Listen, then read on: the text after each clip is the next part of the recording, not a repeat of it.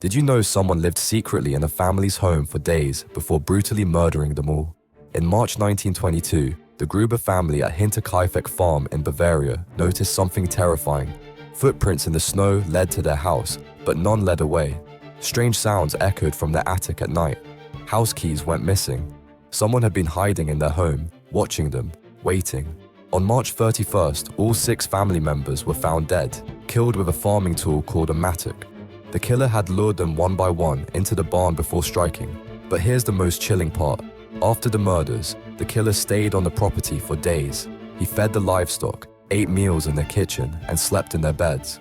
Neighbors saw smoke from the chimney, assuming the family was home. Despite modern forensic techniques and multiple investigations, this case remains completely unsolved. Someone got away with the perfect crime, vanishing without a trace after days of living among the dead.